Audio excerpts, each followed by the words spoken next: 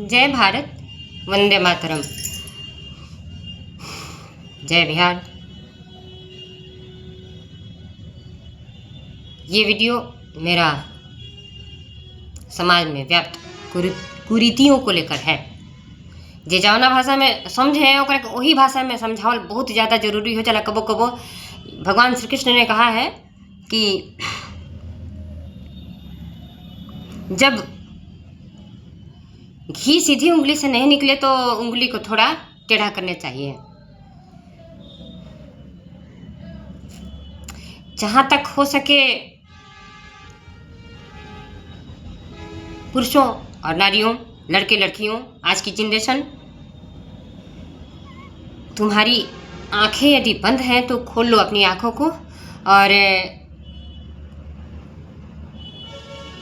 किसी के ऊपर दोष मरने से पहले देखो, मेरी माँ ने एक ही चीज़ सिखाया है हमारी कि यदि तुम किसी के ऊपर इस तरह उंगली उठाते हो तो 4 उंगली तुम्हारे तरफ होती है। हाँ, और वो बहुत बड़ी बात आज समझ में आ रही है कि वो कितनी बड़ी बात आराम से कह देती थी। आज नहीं है, न मेरे पिताजी हैं, और कितना सुंदर सुदृढ़ ज्ञान उन्होंने हमें दिया है, उनको मैं नमन करती हूँ। और भटकी हुए नौजवानों, नवयुवतियों, तुम अपने रास्ते सही कर लो। ऐसा मौका ही मत दो कि कोई तुम्हारे ऊपर उंगली उठाए। खाना, नहाना, खाना और सो जाना, या जो भी डेली रूटीन है उसको करना, तो ये एक जानवर भी करता है।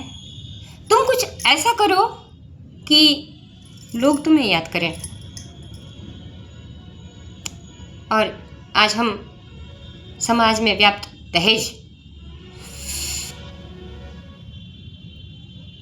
दहेज प्रथा पर बहुत बड़ा कुठाराघात करने वाले हैं। तुम किस आधार पर दहेज लेते हो, क्यों लेते हो, और अगर लेते हो तो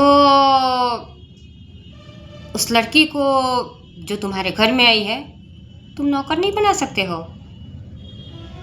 तुम्हारी बुद्धि जहाँ से शुरू होती है तो उसका कोई बाप बेवकूफ़ नहीं है जो उसने इतने रुपए दिए और इतनी सुंदर सुशील कन्या दी। हमारा परवरिश तो यूँ हुआ है कि हम तो जानते ही नहीं थे, अब बताना पड़ रहा है। हालांकि अपनी बड़ाई अपने मुंह करना गलत बात है, अपने मुंह मियाँ मिट्ठू नहीं होते, लेकिन कभी कभी कहना, आईना दिखाना ज़रूरी हो जाता है। हाँ, तो अगर तुम ससुराल वाले हो और तुम्हारे 2 बच्चे हैं तो तुम उन दोनों में कभी भेद नहीं करो।